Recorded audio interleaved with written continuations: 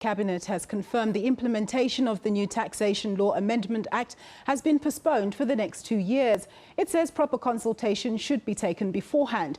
This could be a victory to Cosatu, which has vehemently opposed the retirement reforms, saying government should not dictate to workers how to utilise their pension funds. The new retirement reforms were supposed to come into effect on the 1st of March.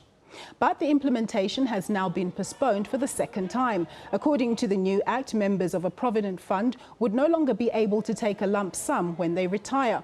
They would only be able to withdraw 1/3 of their pension on retirement, and 2/3 of it would have to be used to buy an annuity investment. Cosatu had threatened to embark on a strike if government did not scrap the new act. About 86,000 public servants have resigned since 2013 because they feared that government would nationalise their pension fund. Finance Minister Pravin Gordhan is expected to make an announcement on the implementation of the retirement reforms during his budget speech next week. Well, for more on this, I'm joined by Cosatu's General Secretary, Bheki Ntshalintshali. Thank you very much for joining us, sir. Thank you. Is this a victory for Cosatu? Is a victory in a number of ways, but the journey is still long to go, if we have to sum up in that way. Now, we know that government says that it plans to reintroduce the aspects of the act that you do not like in the next 2 years. How are you going to persuade them otherwise? Look, we are going to do both the question of the boardroom engagement as well as the question of the street engagement. Our view, as you have stated quite clearly, is that the workers, the pension or the provident fund are workers' deferred salaries. They have saved it for themselves for the rainy days as they want it, and nobody should have their right, any right to determine how to be used without the workers' consent. I think on that ground we have won that battle, that nobody without the workers' consents can determine how the workers should use their money. So partly that's a victory that they have now accepted that in order to engage in terms of the deferred wages, they have to engage with workers in a proper way, not in the manner that has been done. But secondly, we said you can't discuss the issues of the annuitization without comprehensive social security, because there will be many challenges when you say to workers all of a sudden they can't withdraw all their money. So we're happy now that they say they will engage the Minister of Social Welfare. We have been calling for this comprehensive social paper for 10 years, but we have been made some promises in the past. That's why this is not a complete victory. And for the 15 years we've been told it's coming, it's coming, it's not coming. So, and until such time that it is being brought to NETLAC in an agreement that is really no one can reverse it, we can then start to celebrate. But as of now, the struggle continues. We are still mobilizing for our members. Our Section 77 has not been exhausted in NETLAC.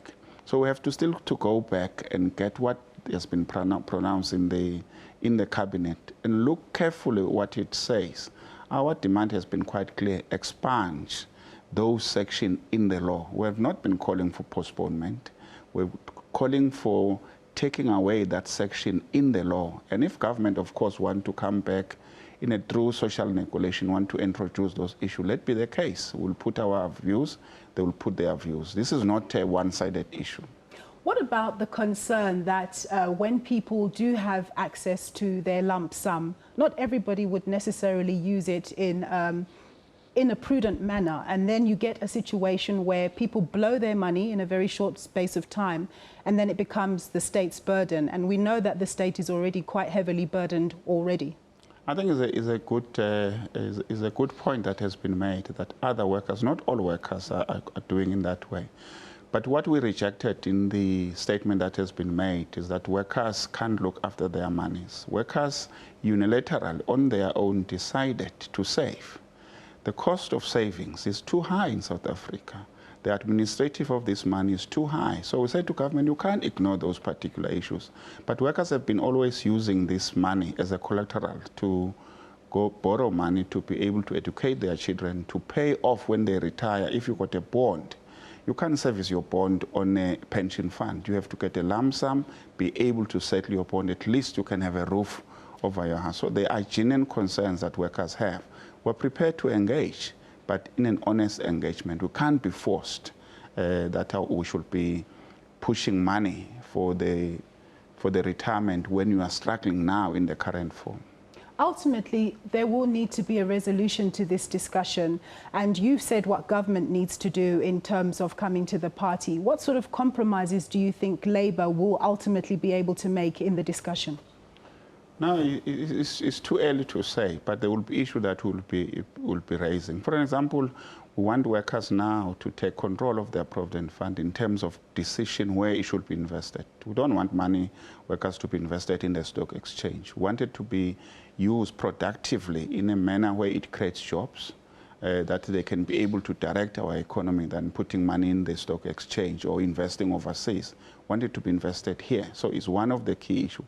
But secondly, we want government to look seriously to the question of savings. Banks are too expensive to save. But also the administration of this provident fund, the people that really benefit is the big business, which is white business, unfortunately, because the cost of administering this provident fund is too high. So we want government to look to all those particular. There are other workers who are not covered by any retirement funds, vulnerable workers. So we want a comprehensive way of looking at those issues so that the question can be answered.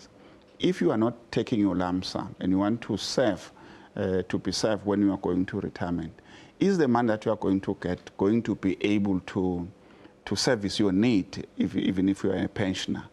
There's another issue that workers have raised, that when you go to pension as a spouse, if I'm the main members and I get 4,000, and if I die, my wife does not get the 4,000, get less, and there's no reason why my spouse should be getting less. If your children are over 21, whatever money is left is taken away by the retirement fund, but again, government take what we call an estate tax. That's what we want to have engagement on, and honestly, and said, whose money is this that other people except the members and his family can benefit? So there's a lot of issues that wanted to be discussed. Lots of issues there. Thank you so much, Baba.